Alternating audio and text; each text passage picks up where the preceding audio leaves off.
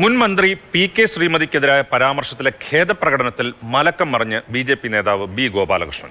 ഇന്നലെ ഖേദം പ്രകടിപ്പിച്ച ബി ഗോപാലകൃഷ്ണൻ ഇന്ന് പറഞ്ഞത് മാതൃകാ ഖേദപ്രകടനമാണ് താൻ ഇന്നലെ രേഖപ്പെടുത്തിയത് എന്നാണ്. പി കെ ശ്രീമതി നൽകിയ മാനനഷ്ട കേസ് നിലനിൽക്കില്ല എന്നും ബി ഗോപാലകൃഷ്ണൻ പറയുന്നു. കേരളത്തിനൊരു മാതൃകയായിക്കോട്ടെ എന്ന എൻ്റെ ഒരു തീരുമാനമായിരുന്നു എൻ്റെ ഖേദപ്രകടനം. അതെൻ്റെ ഔദാര്യമാണ്.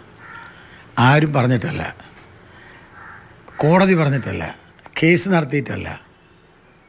എൻ്റെ മുമ്പിൽ ശ്രീമതി ടീച്ചർ കണ്ണീരോട് കൂടിയിട്ട് ടീച്ചറുടെ വീടിൽ, നാട്ടിൽ ടീച്ചർ സഞ്ചരിക്കുമ്പോഴെല്ലാം അവഹേളനം നേരിടുന്നു എന്ന് പറഞ്ഞ ഒരു സാഹചര്യത്തിൽ, അങ്ങനെയാണെങ്കിൽ ടീച്ചറുടെ ആ ഒരു സന്ദർഭത്തിൽ ഞാൻ വേണമെങ്കിൽ ഖേദം ഞാൻ രേഖപ്പെടുത്താം ടീച്ചറെ എന്ന എൻ്റെ അഭിപ്രായമാണ്.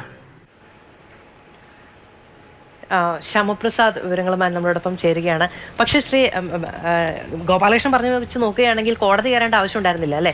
ഇല്ല, ഇന്നലെ ഗോപാലകൃഷ്ണൻ പറഞ്ഞത്, ബി.ജെ.പി. നേതാവ് ഗോപാലകൃഷ്ണൻ പറഞ്ഞ മീഡിയേഷന്റെ ഭാഗമായിട്ട് അങ്ങനെയാണ് ഇതൊരു ഒത്തുതീർപ്പിലേക്ക് പോകുന്നു എന്നുള്ളതാണ് പറഞ്ഞത്. ഇപ്പൊ ഈ മാതൃകാ ഖേദപ്രകടനം എന്ന് പറയുമ്പോൾ ഈ ഒരു ഖേദപ്രകടനം നടത്തി ഞാൻ മാതൃകയായി എന്ന് വേണമെങ്കിൽ വിചാരിക്കാം. പക്ഷേ കണ്ണീര് കണ്ടു, അത് ഒരു സ്ത്രീയെ കുറിച്ച് എന്റെ ഔദാര്യമാണ് എന്നൊക്കെ പറയുമ്പോൾ ഇന്നലത്തെ ഖേദപ്രകടനത്തിന്റെ എല്ലാ ഗ്രേസും കളയുന്ന ഒരു കാര്യമാണ് ഇത്. കോടതിക്ക് പുറത്ത് ഒരു മീഡിയേഷനിലൂടെ ഒത്തുതീർപ്പ് എത്തിയതാണെങ്കിൽ ആ ഒത്തുതീർപ്പിനെയും ഇല്ലാതാക്കുന്ന, റദ്ദാക്കുന്ന നടപടിയാണ് ഇപ്പൊ ഗോപാലകൃഷ്ണന്റെ ഭാഗത്തുനിന്നുണ്ടായിരിക്കുന്നത്. ശ്യാമപ്രസാദ് വിവരങ്ങളുമായി നമ്മളോടൊപ്പം ചേരുന്നുണ്ട്. ശ്യാം, അഡ്വക്കേറ്റ് ബി ഗോപാലകൃഷ്ണൻ പറയുന്നത് കേട്ടാൽ അദ്ദേഹത്തോട് വ്യക്തിപരമായി പി കെ ശ്രീമതി ടീച്ചർ അയ്യോ എനിക്കൊരു ബുദ്ധിമുട്ടുണ്ടായി, എനിക്ക് കരച്ചിൽ വരുന്നു എന്ന് പറയുന്നത് കേട്ട് ഹൃദയം അലിഞ്ഞ് മാപ്പ് പറഞ്ഞതുപോലെ തോന്നും. എന്തൊരു കോടതി കയറിയ ഒരു കാര്യത്തിൽ അതിൽ കൃത്യമായി ഖേദപ്രകടനം നടത്തിയതിനു ശേഷമുള്ള ഈ ന്യായങ്ങൾ എത്രത്തോളം നിലനിൽക്കുന്നതാണ്?